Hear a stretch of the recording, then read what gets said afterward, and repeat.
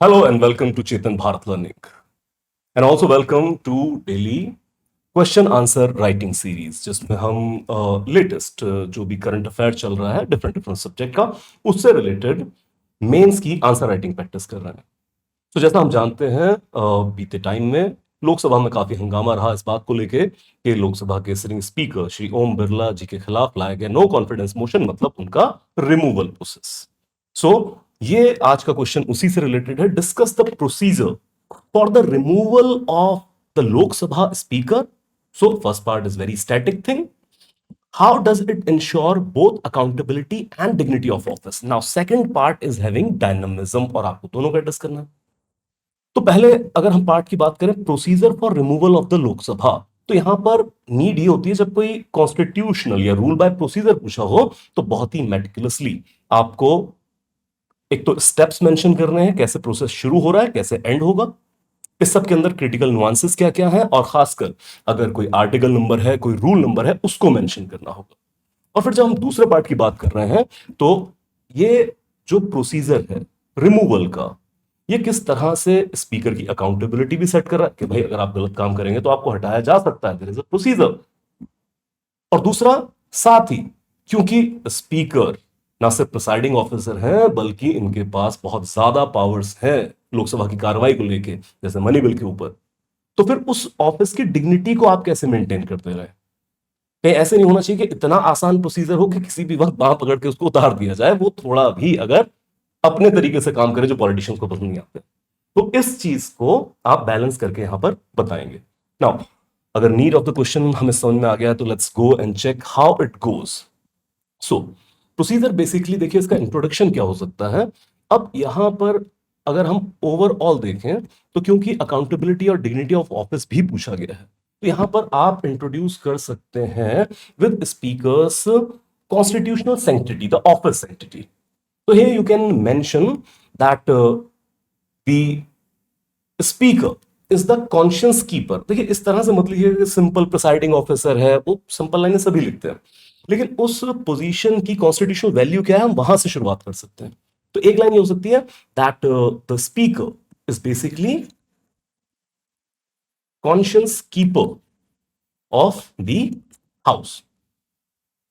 और क्योंकि इतना इंपॉर्टेंट ऑफिस हो जाता है तो फिर कॉन्स्टिट्यूशन और रूल बुक में बाकायदा स्ट्रक्चर्ड प्रोसीजर है इसको रिमूव करने का। Then you directly jump upon the first part of the question and then here you can mention, you must mention rather, that is article 94 clause C. So article 94 clause C mention करता है removal process of the speaker. Now mention here that that will be done by a resolution. और सबसे पहले इसमें mention करें that एक MP के कह देने से नहीं होगा, मिनिमम 50 एमपी का सपोर्ट चाहिए। तो एक एमपी के नाम पर यह रेजोल्यूशन एक्सेप्ट किया जाता है। जैसे रिसेंटली डॉक्टर मोहम्मद जावेद जो कांग्रेस के एमपी थे उनके नाम पर यह किया गया, लेकिन अकेले एमपी के कहने से रेजोल्यूशन नहीं आ जाएगा। सबसे पहले लिखें एडमिसिबिलिटी की रिक्वायरमेंट, तो मिनिमम 50 एमपी का सपोर्ट चाहिए इस रेजोल्यूशन को एडमिट करने के लिए। लेकिन जैसे ही ये रेजोल्यूशन एडमिट होता है तो सेकंड स्टेप में लिखें 14 दिन का एक नोटिस पीरियड होगा। आप चाहें तो उसको फ्लो चार्ट में भी लिख सकते हैं और सेंटेंस में भी लिख सकते हैं।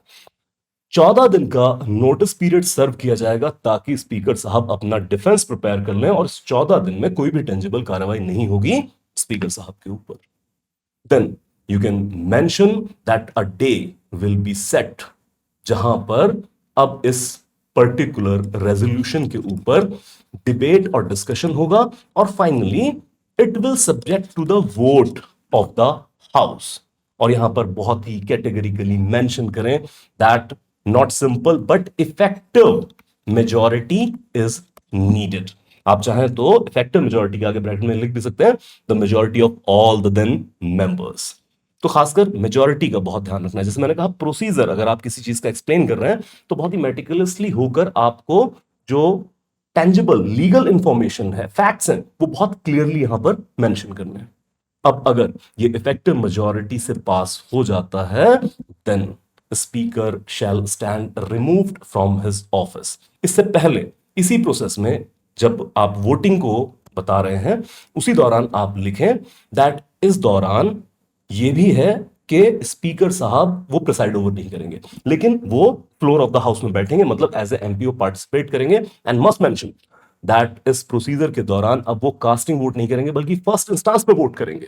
जब वोटिंग होगा तो स्पीकर साहब को भी वोट का अधिकार मिलेगा, और इसी दिन, जिस दिन इस पर डिबेट डिस्कशन हो रहा है, स्पीकर को राइट टू डिफेंड भी मिलता है, वो अपना पक्ष भी रख सकते हैं।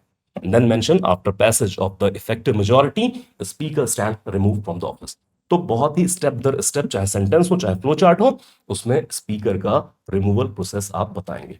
Now turn to the second part, इसको इग्नोर बिल्कुल नहीं करना है। तो जो इंफॉर्मेशन आपने दी है यहीं से आप उठा लें।